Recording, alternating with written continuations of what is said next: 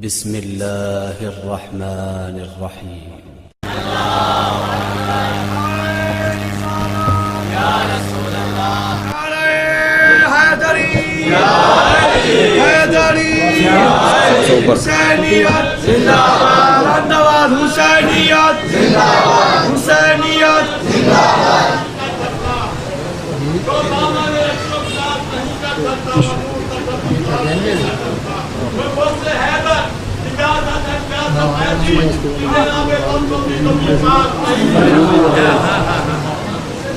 اعوذ باللہ من الشیطان الرجیم بسم اللہ الرحمن الرحیم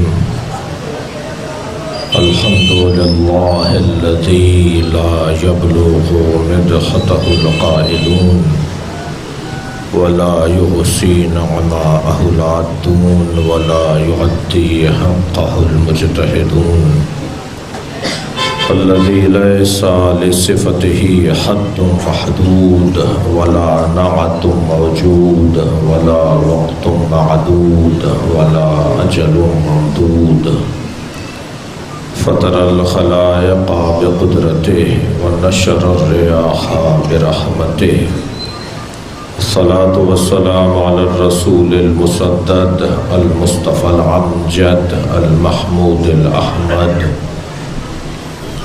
سیدنا و مولانا و مولا الکونین جد الحسن والحسین عانی والقاسم محمد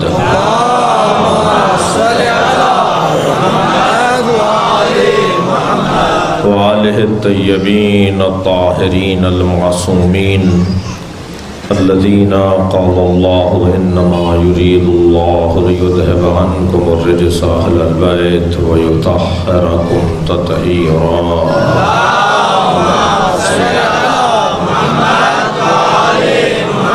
ولعنۃ اللہ علی اعدائہم اجمعین من یوم عداوتہم الی قیام یوم الدین اما بعد قال الحکیم فی قرآن الکریم بسم اللہ الرحمن الرحیم اليوم یئس الذین کفروا فاخشوهم فلا تخشون اليوم اکملت لکم دینکم واتممت علیکم نعمتی ورضیت لکم الاسلام دینا صلوات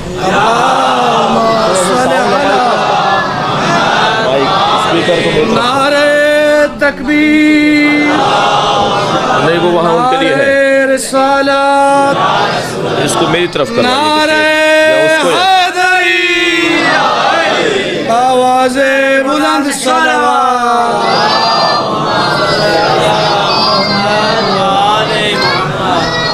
سورہ مبارکہ معاہدہ کی تیسری آیت سبحان اللہ پروردگار عالم آج کے دن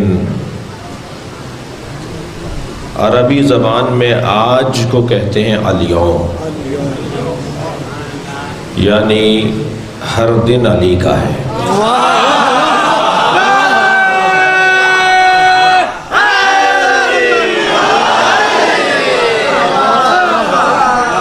صلوات پڑھ لیں ذرا محمد و آل محمد۔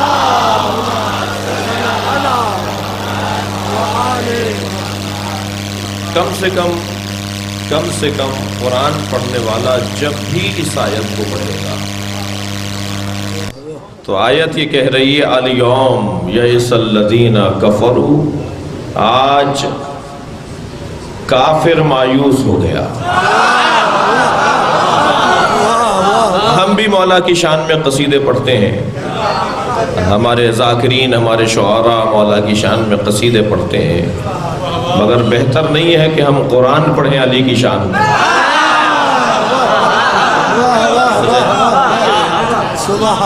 الیوم یئس الذین کفروا، آج کافر مایوس ہو گیا۔ پھر جملہ میں بدل کے آپ کی سماعتوں کے حوالے کر رہا ہوں، یعنی آج اگر کوئی مایوس ہو رہا ہے تو وہ مسلمان نہیں ہے۔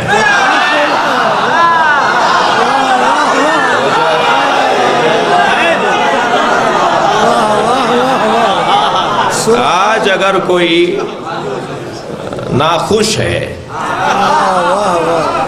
آج اگر کوئی ملول ہے، ناخوش ہے، چہرہ اس کا اتر رہا ہے، دل اس کا بجھ رہا ہے، احساسات اس کے ٹھنڈے پڑ رہے ہیں، دن اس کا سیاہ پڑ رہا ہے، اس کے دن میں رات آ گئی ہے، تو الیوم یئس الذین کفروا، آج کافر مایوس ہے۔ اب وہ دن ہمیں ڈھونڈنا ہے، وہ کون سا دن ہے جب اللہ اس دن کی صفات کو بیان کر رہا ہے۔ یعنی یوم غدیر، مولا علی کے دن کی اللہ نے 5 صفتیں بیان فرمائی ہیں۔ الیوم یئس الذین کفروا فاخشوہم، یہ ڈریں گے آپ سے، یہ مایوس ہو گئے ہیں، اب یہ ڈریں گے، آپ کو ڈرنے کی ضرورت نہیں ہے۔ اللہ اکبر۔ دیکھیے سرکار تو جہاں مکہ چھوڑ کر جا رہے ہیں، آپ خوف کے مارے چھوڑ کر نہیں جا رہے تھے، احتیاطاً چھوڑ کر جا رہے تھے۔ نبی پر حملے ہوئے نا، 80 جنگیں نبی پر مسلط کی گئیں۔ مدنی زندگی 10 سالہ زندگی ہے، اور سرکار کی 10 سالہ زندگی میں کافروں نے 80 جنگوں کا نبی کو سامنا کروایا ہے، چھوٹی بڑی جنگیں ملا کر، سریے غزوات ملا کر 80 کی تعداد ہے۔ اور یہ 80 کہاں سے ہے؟ جب اللہ اکبر متوکل بیمار ہوا اور اس نے منت مانگی، اس کی ماں نے منت مانی کہ اگر یہ ٹھیک ہو گیا تو میں کثیر صدقہ اللہ کی راہ میں دوں گی۔ جب یہ ٹھیک ہو گیا تو اب منت پورا کرنے کا وقت آ گیا، تو کہا جی کثیر کہتے کسے ہیں؟ مثلا کثیر کسے کہتے ہیں؟ 100 کو، 50 کو، 70 کو، 80 کو، 200 کو، 400 کو، 800 کو، کتنی گنتی ہوگی تو کثیر بنے گی۔ مختلف علماء کرام نے مختلف باتیں بتائیں کہ 50 جانور دے دیجئے کثیر صدقہ ہو جائے گا، 10 جانور دے دیجئے کثیر صدقہ ہو جائے گا۔ جب چراغ محفل مولا علی نقی کے پاس پہنچا تو حضرت نے فرمایا 80 چیزیں اللہ کی راہ میں دو گے تو کثیر کی منت پوری ہوگی۔ 80 چیزیں اگر دو گے تو کثیر کی منت پوری ہوگی۔ اب سوال حضرت سے یہ ہوا کہ یہ 80 ہی کیوں، 70 کیوں نہیں، 90 کیوں نہیں، 50 کیوں نہیں؟ آپ کیوں فرما رہے ہیں کہ 80 یعنی 70، 80 یعنی کثیر، کثیر یعنی 80؟ معصوم سے سوال ہو، آپ کیسے فرما رہے ہیں؟ حضرت نے فرمایا کہ تم نے قرآن کی آیت نہیں پڑھی، لقد نصرکم اللہ فی مواطن کثیرہ، اے میرے حبیب میں نے تمہیں کثیر مقامات پر نصرت عطا فرمائی۔ صلوات پڑھیں محمد و آل محمد۔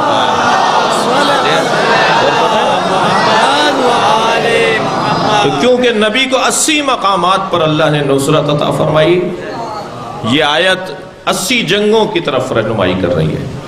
تو حضرت نے فرمایا، میرے مولا امام نقی نے فرمایا کہ 80 جانور، 80 چیزیں صدقہ دو گے تو پھر کثیر کا عنوان ہوگا۔ ٹھیک ہو گیا؟ تو 80 جنگوں کا سامنا سرکار کو کرنا پڑا۔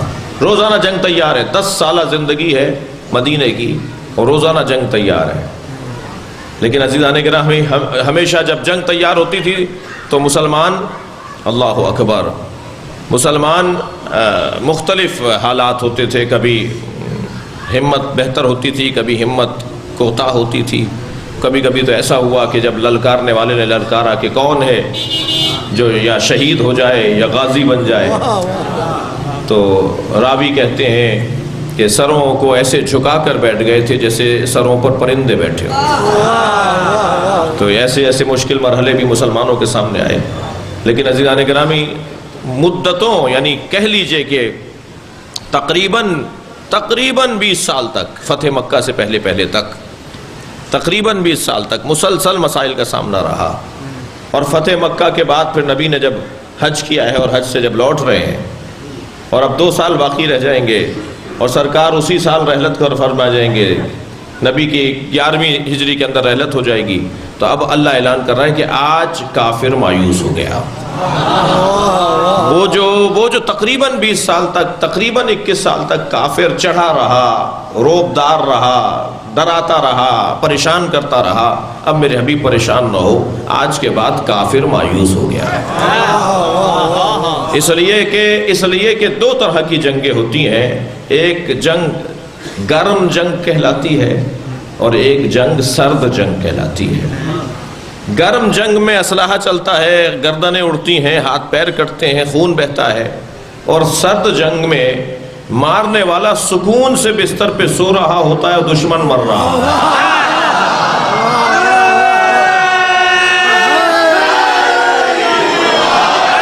بڑی عنایت ماشاءاللہ، صلوات پڑھ لیں ذرا محمد و آل محمد۔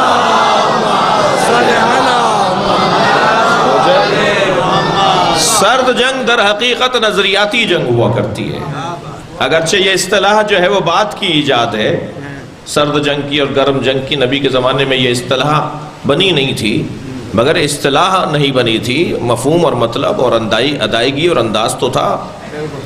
اب آج کے بعد کافر مایوس ہے، فخشوہم، یہ ڈریں گے آپ سے، یہ ڈریں گے، اب ان کی مجال نہیں ہے کہ آپ کی طرف ٹیڑھی نگاہوں سے دیکھیں۔ اے میرے حبیب، آپ کو ڈرنے کی ضرورت نہیں ہے، آپ کو گھبرانے کی ضرورت نہیں ہے۔ الیوم اکملت لکم دینکم، اب دوسری صفت، آج ہم نے دین کو کامل کر دیا۔ وَأَتْمَمْتُ عَلَيْكُمْ نِعْمَتِي، اور ہم نے اپنی نعمتوں کو آپ پر تمام کر دیا، اس سے بڑی نعمت ہمارے پاس نہیں ہے۔ ہم نے سب سے بڑی نعمت آپ کے حوالے کر دی ہے، اتمام نعمت۔ اليوم اکملت لکم دینکم واتممت علیکم نعمتی ورضیت لکم الاسلام دینا، اور ہم نے آپ کے لیے اسلام کو اب پسندیدہ دین قرار دیا ہے، یعنی دین اب پسندیدہ قرار پایا ہے۔ دین کا مجسمہ ہم نے بہت اچھا بنایا، مگر اب تک دھڑکنے کے لیے دل نہیں بنایا تھا، ہم نے علی کی ولایت کا دل لگا دیا ہے۔ اس اسلام کے پیکر میں صلوات پڑھیں ذرا محمد و آل محمد۔ اسلام کے پیکر میں جو اس کو زندہ رکھے گا، جو اسے باقی رکھے گا، جو اس کو حیات عطا کرے گا، وہ ایک دھڑکنے والا دل ہے جسے ولایت علی کا ہے۔ عزیزان گرامی، یہ قرآن کی آیت کا ترجمہ تھا جو میں نے آپ کے سامنے پیش کیا۔ پروردگار عالم آج کے دن کو، یعنی غدیر کے دن کو، ہم مسلسل غدیری ہیں، اور میں کہہ دوں کہ پھر جملے کو بہتر کر لوں اور تکرار کروں کہ غدیر کا دن تو 18 ذی الحج کو آیا تھا، مگر غدیر ختم نہیں ہوئی۔ جیسے حاجی جب حج کا آغاز کرتا ہے تب کہتا ہے نا لبیک اللہم لبیک، جی میں حاضر ہوں۔ ابھی سما ٹی وی پروگرام پر 8 ذی الحجہ کو پروگرام تھا، تو اس میں اس نے پوچھا بلال قطب نے کہ جی یہ تلبیہ کا کیا مطلب ہے؟ لبیک اللہم لبیک لبیک لا شریک لک لبیک ان الحمد والنعمت لک والملک لا شریک لک لبیک، اس کا کیا مطلب ہے؟ اس کے مطلب کیا ہیں؟ تو ایک مطلب میں نے وہاں بیان کیا، میں نے کہا دیکھیں، جب اسکول لگتا ہے اور پہلا پیریڈ شروع ہوتا ہے تو اس کے آغاز میں کلاس شروع ہونے سے پہلے، سبجیکٹ شروع ہونے سے پہلے استاد رجسٹر کھولتا ہے اور طالب علموں کے نام پکارتا ہے، اور جو حاضر ہو چکا ہوتا ہے کہ وہ کہتا ہے میں حاضر ہوں۔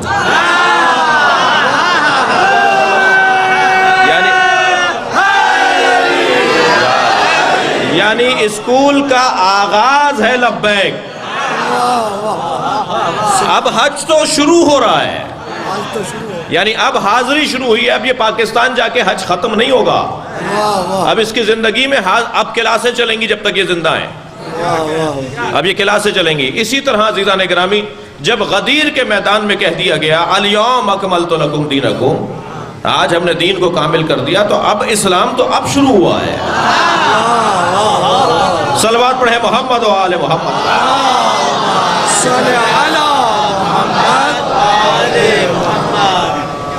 وَأَتْمَمْتُ عَلَيْكُمْ نِعْمَتِي، اور میرے حبیب میں نے آپ پر تمام نعمتوں کو تمام کر دیا ہے۔ دیکھیے، ایک عمارت جب بن جاتی ہے تو یہ کامل ہو جاتی ہے، مگر رہنے کے قابل ہو یہ ضروری نہیں ہے۔ رہنے کے قابل جب ہو جائے، جب اسے کہتے ہیں عربی میں تمام ہو گئی، کامل ہو گئی، بن گئی، صاحب ساری چیزیں لگ گئی ہیں، لیکن رہنے کے قابل ابھی نہیں ہے۔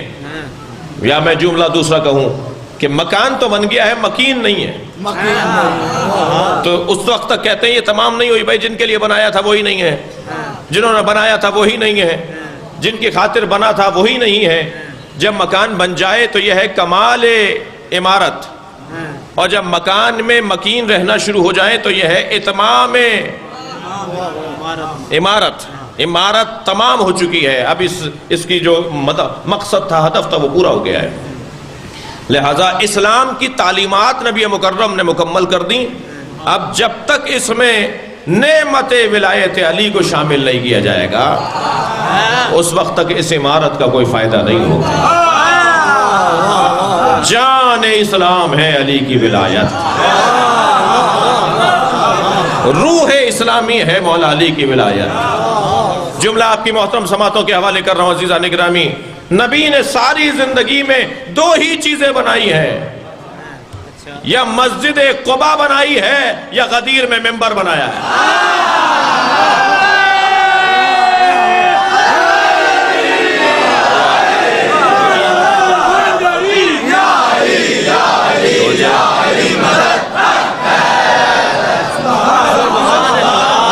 بڑی عنایت آپ کی توجہات کا شکریہ. سرکار دو جہاں نے اپنی زندگی میں، اب میں مجھ سے اگر یہ جوان یہ بچہ سوال کرے کہ جی نبی کی زندگی کا خلاصہ کیجئے، ہوتا ہے کلاس جب سبجیکٹ مکمل ہو رہا ہوتا ہے، جب مثلاً استاد کہتا ہے جی خلاصہ لکھو، پوری کتاب کا ایک صفحے پہ خلاصہ لکھو، تو نبی کی سیرت کا، اگر نبی کی زندگی کے امور کا، نبی کی سیرت کا اگر خلاصہ لکھا جائے تو خلاصہ میں یہ لکھوں گا کہ ساری زندگی، توجہ چاہوں گا اس جملے پر، ساری زندگی اللہ کے نبی نے یا عقیدہ توحید پہنچایا ہے یا عقیدہ ولایت علی پہنچایا.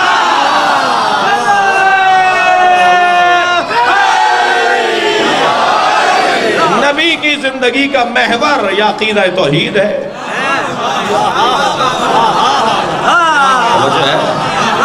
نبی کی زندگی کا محور یا علی کی ولایت ہے. کون کہتا ہے کہ نبی نے مولا علی نہیں پہنچایا؟ میں کہتا ہوں مولا علی کے وجود کو نبی نے اس وقت پہنچایا کہ جس وقت میں حتیٰ اعلان نبوت نہیں کیا تھا. غور فرمائیں گے.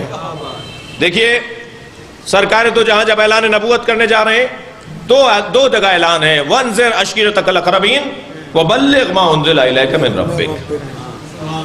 یہ جو صیغہ امر ہے نا کہ پہنچا دو، ایک جگہ ہے بلغ پہنچا دو، ایک جگہ ہے ڈراؤ انذار کرو. اب یہاں ڈرانا ترجمہ کریں گے یا متوجہ کرو ترجمہ کریں گے، ہوشیار کرو ترجمہ کریں گے.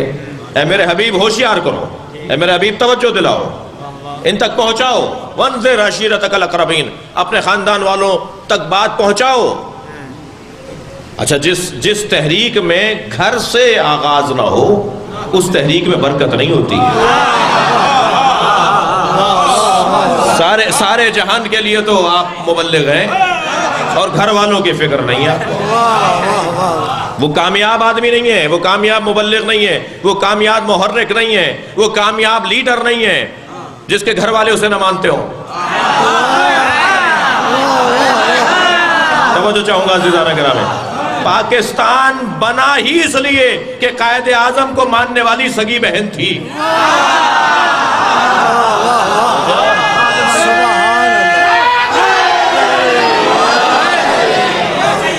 سارے جہان کے لیے آپ لیڈر ہیں، ساری دنیا کے آپ لیڈر ہیں، آپ کے گھر والے آپ کو مانتے نہیں ہیں، تو یہ کون سا کمال ہوا بھائی؟ میرے مولا امام حسین اپنی ایک دعا میں فرماتے ہیں، یا اللہ مجھے اپنے رشتہ داروں میں عزیز قرار دے. رشتہ داروں میں عزت مند ہونا واقعی عزت ہے، صحیح عزت ہے. دیکھیے دور والے لوگ تو بہت ساری باتوں کو جانتے نہیں ہے نا، دور والے لوگ تو بہت ساری باتوں کو جانتے نہیں کہ یہ ہے کیسے. کبھی کبھی ملنے والوں کو کیا پتا کہ فلاں صاحب کیسے ہیں.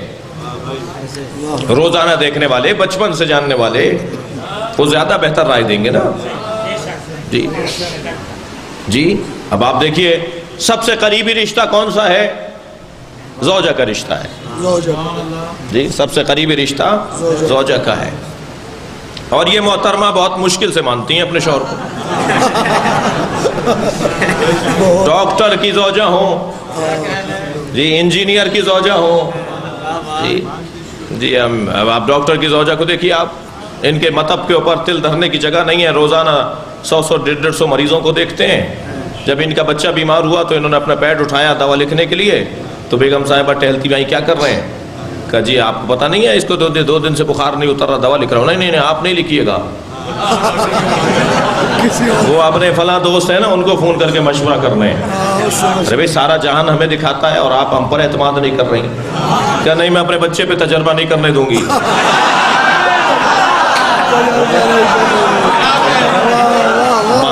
ڈاکٹر صاحب کو مانتی نہیں ہے محترمہ کہ سارے جہان کے لیے تو مسیحا ہیں مگر اپنے والوں کے لیے۔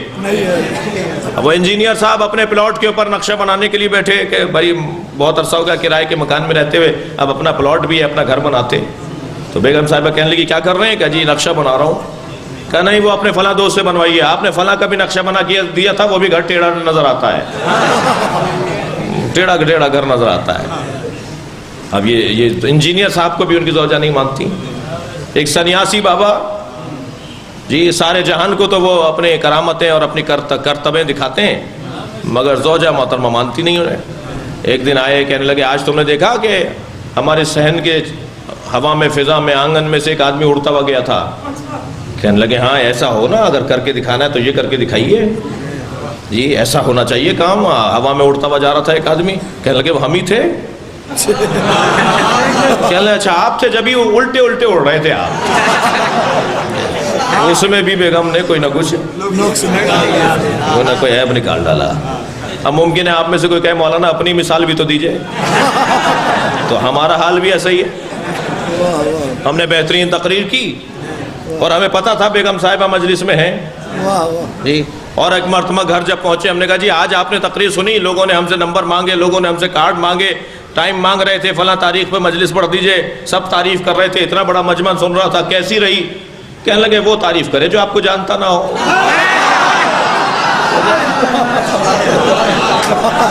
مولوی کی بیوی بھی ماننے کو تیار نہیں ہے، غور فرما رہے ہیں؟ ڈاکٹر کی بیوی، اب یہ سب سے قریبی رشتہ ہے، یہ ماننے کو تیار نہیں ہے۔ میں نے ایک جملے کے لیے یہ شاید 5 منٹ آپ کے لیے لیے میں نے، اور وہ جملہ آپ کی سماعتوں کے حوالے کر رہا ہوں۔ کمال یہ ہے کہ زوجہ مانے، کمال یہ ہے کہ بھائی مانے، کمال یہ ہے کہ بہن مانے، کمال یہ ہے کہ ماں باپ اقرار کریں۔ اب کوئی ایک ذات ڈھونڈ کے لائیے جس کی زوجہ نے سب سے پہلے کلمہ پڑھا ہو، وہ ہے محمد مصطفیٰ کی ذات۔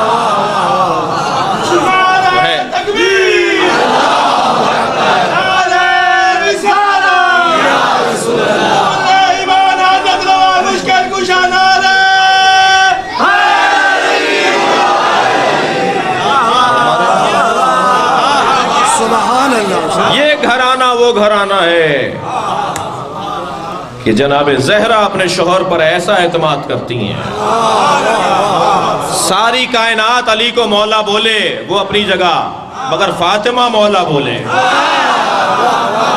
یہ ہے کمال، یہ ہے علی کا کمال۔ اور فرما رہے ہیں عزیزان گرامی، سرکار دو جہاں نے حتی دعوت ذوالعشیرہ میں، دیکھیں دعوت ذوالعشیرہ گھر والوں کے لیے تھا نا، کہ پہلے گھر والوں تک پیغام پہنچایا جائے، گھر والے مان لیں گے تو پھر دوسروں کا ماننا بنتا ہے۔ گھر والے تو مانتے نہیں، آپ نے ساری دنیا سے کلمہ پڑھوا لیا، لیکن سرکار کو گھر والوں نے، صرف ایک آدمی تھا جو محفل بگاڑ رہا تھا، روزانہ محفل بگاڑ دیتا تھا۔ اچھا ایک دن، دوسرے دن، تیسرے دن جب اس نے محفل بگاڑی تو حضرت ابو طالب نے اس کا گریبان پکڑا، حضرت ابو طالب نے اس کے گریبان پکڑا اور زمین پہ پٹک کے مارا، اور ایسے ہی مڑ کر دیکھا نبی کی طرف اور کہا قم یا سیدی، کھڑے ہو جاؤ میرے مولا۔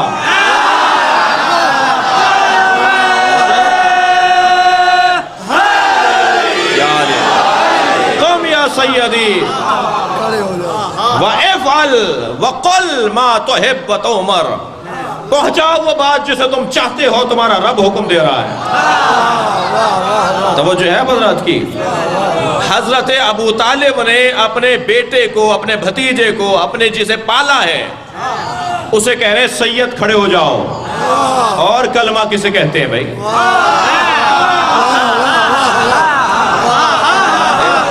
مسلمانوں کا کلمہ نہیں مل رہا نا کہ حضرت ابو طالب نے کلمہ نہیں پڑھا. اور کلمہ کیا ہوتا ہے؟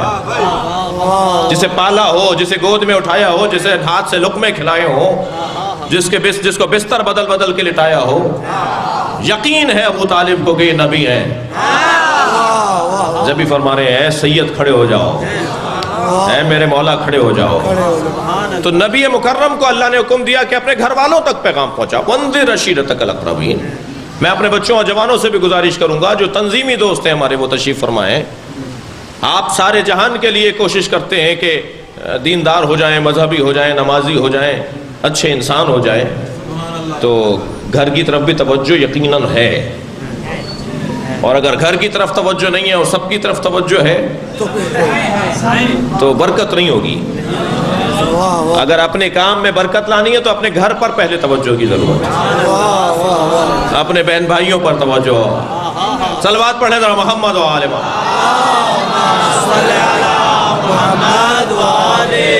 ایک اور صلوات نبی اور آل نبی پر.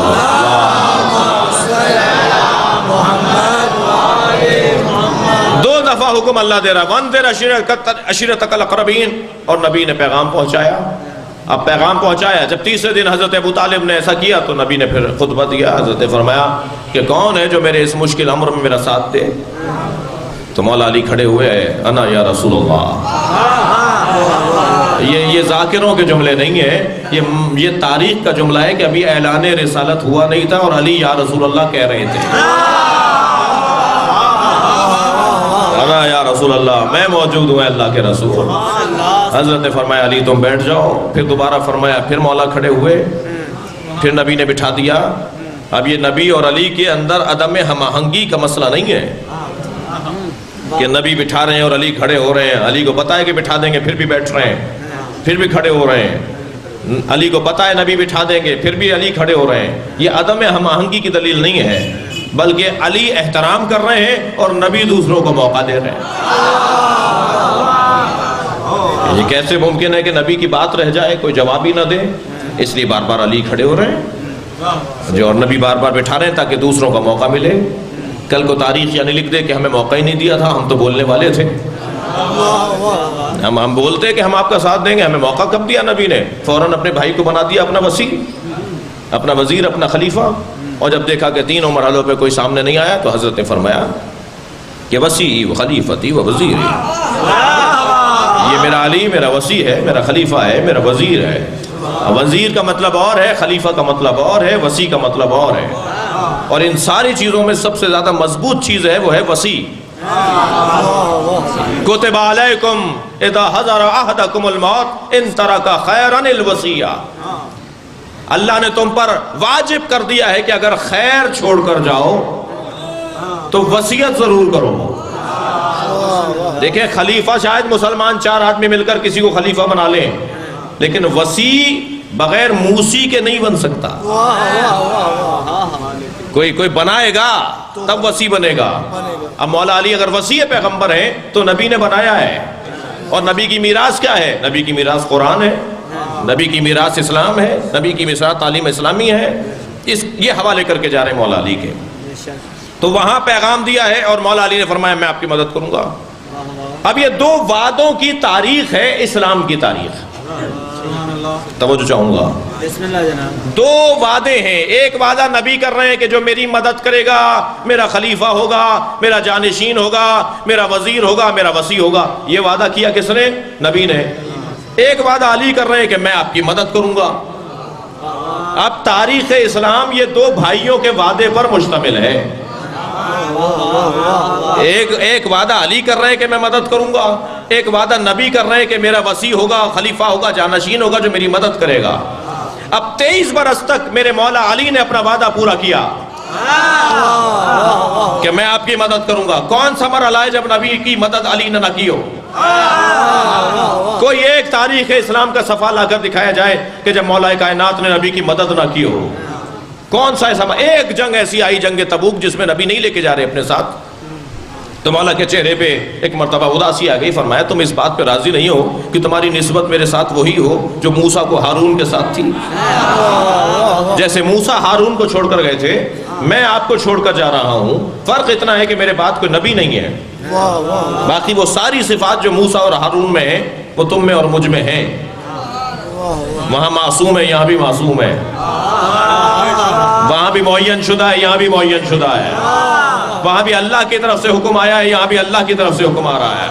وہ ساری نسبتیں جو موسیٰ اور ہارون میں ہیں علی اور محمد میں ہیں. الا لا نبی بعدی، مگر یہ کہ میرے بعد کوئی نبی آنے والا نہیں ہے. صرف ایک ایسا مرحلہ آیا جب نبی کے ساتھ علی نہیں ہوئے، ورنہ تاریخ اسلام میں کوئی ایک صفحہ بتائیے جب علی اور نبی علیحدہ رہے ہوں. مجلسی لوگ بیٹھے ہوئے ہیں، ملتان کا منتخب مجمع. ایک جملہ دے رہا ہوں، نبی کے فضائل میں ایک فضیلت یہ لکھی ہے کہ نبی کا سایہ نہیں تھا. ہمارے نبی کا سایہ نہیں تھا. اس پر کبھی اور بات ہو، بڑی حسین بحث ہے. سرکار کا سایہ نہیں تھا. میں جملہ آپ کی محترم سماعتوں کے حوالے کر رہا ہوں. جس نبی کا سایہ نہیں تھا اس نبی کے سایے کو علی کہتے ہیں.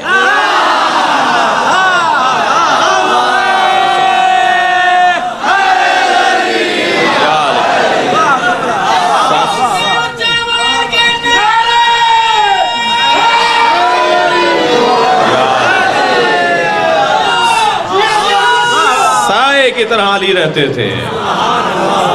کبھی ایسا نہیں ہوا کہ نبی کو علی نے تنہا چھوڑا ہو. اللہ اکبر. اور کبھی تنہا چھوڑنے کا مرحلہ آیا، علی میرے بستر پہ سو جاؤ. تو میرے مولا نے یہی سوال کیا کہ جو میرا مطلب تھا جینے کا مطلب، کیا آپ کی حفاظت رہے؟ کیا میرے سونے سے وہ مطلب پورا ہوگا؟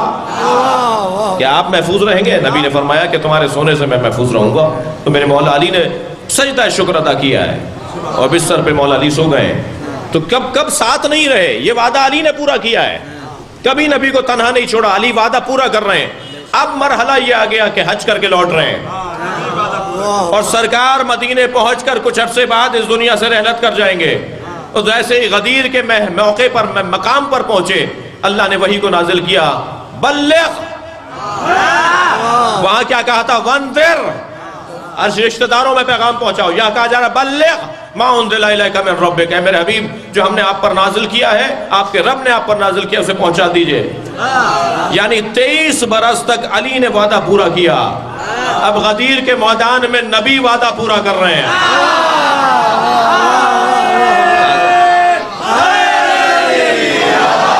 اللہ اکبر. سبحان اللہ.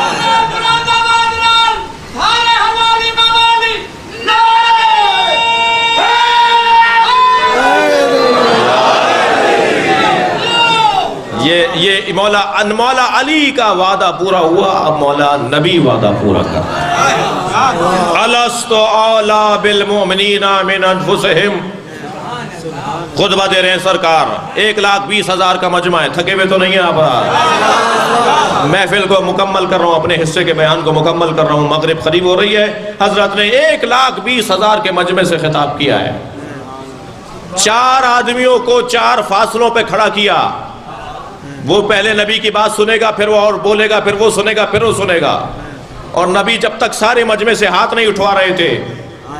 یہ صرف مولا علی کو ہاتھوں پر بلند کر کے علی نے نہیں دکھایا، نبی نے نہیں دکھایا ہے. صرف میرے مولا نبی نے مولا علی کو ہاتھوں پر بلند کر کے نہیں دکھایا ہے. پورے مجمع سے جب علی کی ولایت کا پیغام پہنچ گیا تو ہاتھ اٹھوا کر اقرار لیا ہے. اللہ اکبر. میں ابھی ماہ رمضان میں ایک ٹی وی چینل کے اوپر تھا. وہاں ایک بریلوی عالم فیصل آباد کے، وہ وہاں پر تھے. وہ کہنے لگے کہ جب علی کا نام لیا کرو تو ہاتھ اٹھا کر نام لیا کرو، یہ سنت نبی ہے.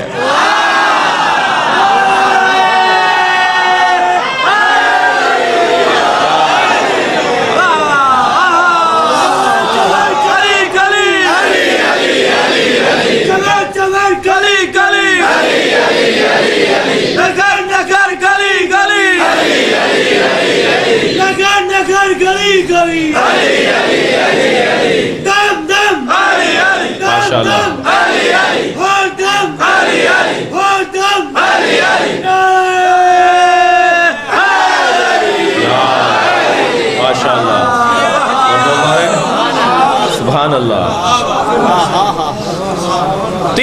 وہیں پر تکرار کرتے تھے نبی کے جملے کو. 1,20,000 آدمیوں سے خطاب ہے. اہتمام بھی بڑا عجیب ہے. روک دیا گیا قافلے کو. یہ وہ جگہ تھی مکے سے 5,000 آدمی نبی کو رخصت کرنے آئے تھے. اس جگہ تک وہ آتے, اس کے بعد وہ چلے جاتے. کہا یہیں روک کے بہت ہوتا کہ یہ واپس جا کر بتائیں کہ کیا ہوا ہے. رستہ آگے جا کر ایک یمن کی طرف مڑ جاتا, ایک مصر کی طرف رستہ مڑ جاتا. پھر آخر میں نبی کے ساتھ چلنے والے مدینے تک پہنچتے. یعنی مکے کے 5,000 آدمی پلٹ کے بتائیں گے, یمن والے یمن جا کے بتائیں گے, مصر والے مصر جا کے بتائیں گے. مدینے میں پہنچیں گے تو مدینے میں گفتگو ہوگی, چرچا ہوگا کہ کیا ہوا تھا. یعنی مولا علی کی ولایت کو نبی نے عالمی سطح, یہ عالمی کانفرنس تھی. میرے مولا نے عالمی کانفرنس رکھی جس کا عنوان رکھا ولایت علی. ساری دنیا میں پیغام پہنچ جائے کہ نبی نے کیا کہا ہے. اور پھر جب اعلان ہوا تو حضرت نے اہتمام کیا, سب سے کہا اپنے اپنے اونٹوں کے پالان اتاریں, پالان اتروا لیے. حتیٰ فرمایا جو درخت کی ٹہنیاں یہ کاٹ دی جائیں. کہیں ایسا نہ ہو کوئی کہے کہ میں تو درخت کے نیچے چلا گیا تھا, سایہ مل رہا تھا, نیند لگ گئی, آنکھ لگ گئی, نیند آ گئی. نبی نے فرمایا درختوں کی ٹہنیاں کاٹ دی جائیں. پالانوں کا ممبر بنایا, سارا مجمع کھڑا ہے. نبی نے اس خطبے کا آغاز کیا جس میں آپ نے ایک جملہ یہ ارشاد فرمایا, الست اولا بالمؤمنین من انفسہم, کیا میں مومنین پر ان کی جانوں سے زیادہ حق نہیں رکھتا. اب مولا کا مطلب روشن ہو رہا یا نہیں کہ مولا کہتے کسے ہیں. جب سارے مجمع نے کہا قالو بلا, روایت کہتی ہے قالو, سب نے کہا بلا, ہاں آپ ہم سے زیادہ حق رکھتے ہیں. جب نبی نے یہ اقرار لے لیا, مولا علی کو اٹھایا, اپنے دونوں ہاتھوں پر اٹھا کے کہا من کنت مولا فہذا علی مولا, میں جس کا مولا ہوں اس کا یہ علی مولا ہے. اللہ اکبر. دکھایا ہے. ایک ہوتا ہے نظریہ اور ایک ہوتا ہے عمل, ایک ہوتی ہے تھیوری, ایک ہوتا ہے پریکٹیکل. جب تک کسی اسکول میں پریکٹیکل کر کے نہ دکھایا جائے وہ اسکول پورا نہیں ہوتا. ایسا ہی ہے, نبی مکرم نے مولا علی کو صرف بتایا نہیں ہے, دکھایا ہے. جملہ دے رہا ہوں, جو لوگ جعلی اللہ بنا سکتے ہیں وہ کہہ دیتے یہ علی مراد نہیں ہے, وہ علی مراد ہے. نبی نے دکھایا یہ علی مراد ہے, کوئی اور علی نہیں, یہ علی مراد ہے. اللہ اکبر. اس کے بعد میرے مولا نے, نبی نے 10 لوگوں سے اقرار لیا. تم بھی اقرار کرتے ہو, تم بھی اقرار. 10 لوگوں کے نام میں نہیں بتاؤں گا. علامہ عبدالحسین امینی نے الغدیر 11 جلدوں کی کتاب لکھی صرف حدیث غدیر کے اوپر. 11 جلدیں صرف اس حدیث کے اوپر. میں کہتا ہوں اگر جو ہے وہ 10 سال تک ہم غدیر پر اشرے پڑھیں تو علامہ امینی کی الغدیر ہی کافی ہے. اس میں علامہ امینی نے لکھا ہے کہ 10 صحابی ایسے تھے جن کے نبی نے نام لے کے کہا تم بھی اقرار کر رہے ہو, تم بھی میری بات کو مانو گے. اللہ اکبر. اور ان سے اقرار مجمع کے سامنے لیا ہے. اللہ اکبر. اس سے زیادہ اور اہتمام کیا ہوگا, اور اس سے زیادہ اہتمام کیا ہوگا. آپ غور تو فرمائیں. مولا علی فرماتے ہیں کہ 3 مصیبتیں میرے اوپر ایسی آئیں جنہوں نے میری کمر توڑ دی. ایک مصیبت نبی کی رحلت, نبی کی رحلت سے میری کمر ٹوٹ گئی. ایک مصیبت فاطمہ زہرا پہ جلتا ہوا دروازہ, اجرکم اللہ. اس سے بڑی مصیبت علی پر نہیں آئی, یہ دوسری بڑی مصیبت. اور جو ترتیب میں مولا نے پہلے بیان کیا نا, جسے فرمایا ایک بڑی مصیبت جو مجھ پر 3 مصیبتوں میں مولا فرماتے ہیں, تیسری مصیبت غدیر کو بھلا دیا. یہ جو غدیر جس کا آپ کو اور ہمیں حکم ہے نا ہم جشن منائیں, اتنا اہتمام نبی کر رہے ہیں, ہاتھوں پہ اٹھا کے دکھا رہے ہیں. 10 لوگوں سے بول رہے ہیں، 1,20,000 آدمیوں کو بتا رہے ہیں، 100 سے زیادہ صحابیوں نے قصیدہ کہا فی البدی. اتنے بڑے شاعر موجود تھے اس مجمع میں کہ جو فی البدی فوراً قصیدہ کہہ دیں، فوراً شعر کہہ دیں. 100 سے زیادہ شاعروں نے قصیدے کہے مولا علی کی شان میں جی. 200 سے زیادہ صحابیات، عورتیں گواہ ہیں. جناب زہرا تھی موجود، نبی کی 11 بیویاں موجود تھیں اس خطبے کو سننے کے لیے. صحابیات موجود تھیں، عورتوں کی بہت بڑی جماعت تھی، جن میں سے 200 نے کہا ہے کہ ہم نے خود سنا ہے. مولا فرماتے ہیں کہ مجھ پر بڑی مصیبتوں میں ایک مصیبت یہ آئی کہ لوگوں نے غدیر کو بلا دیا. جی ابو ہریرہ کو کسی نے دیکھا کہ وہ امیر شام کیا کھانا کھا کے آ رہا ہے، تو ایک شاہ صحابی نے کہا کہ تم وہاں کھانا کھانے جاتے ہو، تم غدیر کے میدان میں نہیں تھے؟ کہنے لگے میں تھا. کہا غدیر کے میدان میں نبی نے نہیں کہا تھا کہ علی تمہارے مولا ہیں؟ کہا میں نے سنا تھا، مجھے یاد ہے. کہا پھر گواہی کیوں نہیں دیتے؟ کہنے لگے روٹیاں بند ہو جائیں گی.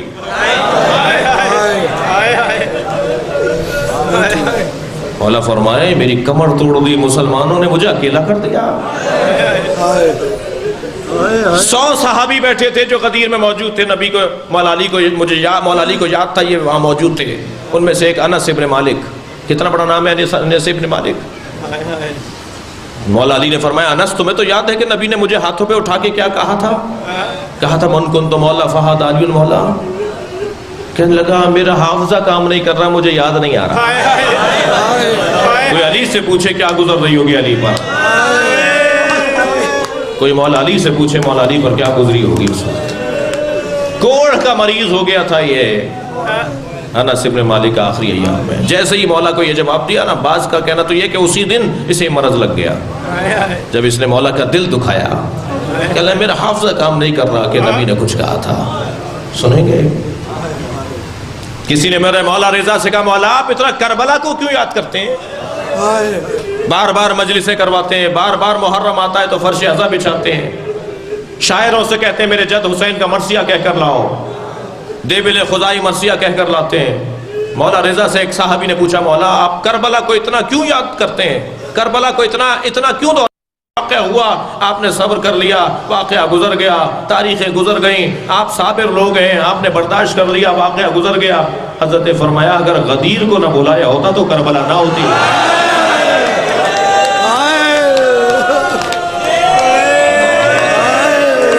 اجرکم اللہ. بس عزیزوں میں اپنے بیان کو مکمل کروں. دیبل خدائی آ کر کہتے ہیں مولا میں مرثیہ کہہ کر لایا ہوں. امام رضا نے فرمایا ذرا صبر کرو، رکو. اپنے غلام کو بلا کے کہا پردہ آویزہ کرواؤ اور بیویوں سے کہو کہ آ کے بیٹھے ہیں. جب مولا کے حرم کی بیویاں آ کے بیٹھ گئیں، امام نے دیبل کو کرسی کی طرف اشارہ کر کے کہا دیبل مرثیہ سناؤ. دیبل نے مرثیہ پڑھنا شروع کیا. مولا رضا کی محفل ہے، مولا رضا کا گھر ہے. دیبل نے کہا یا فاتی قومی یبنت الخیر فندوی، اے بہترین مخلوق نبی کی بیٹی فاطمہ جنت البقیع کو چھوڑ کے کربلا آ جاؤ. کربلا میں آسمان سے تارے گر رہے ہیں، کربلا میں آسمان سے چاند کے ٹکڑے گر رہے ہیں. اے فاطمہ کربلا میں تمہارے پوتے علی اکبر ایڑیاں رگڑ رہا ہے، تمہارے قاسم کے اوپر گھوڑے دوڑائے جا رہے ہیں، تمہارا حسین کربلا میں زمین پر گر رہا ہے. جب دیبل نے مرثیہ یہاں مکمل کر دیا، امام نے فرمایا دیبل اس میں 2 مصرے اور بڑھا دو اور کہو اے فاطمہ زہرا جب کربلا میں گریا کر لو تو خراسان میں اپنے غریب بیٹے کی قبر میں آ جاؤ. دیبل نے کہا مولا مجھے نہیں پتا، مولا مجھے نہیں پتا بی بی کے کون سے بیٹے کی قبر خراسان میں.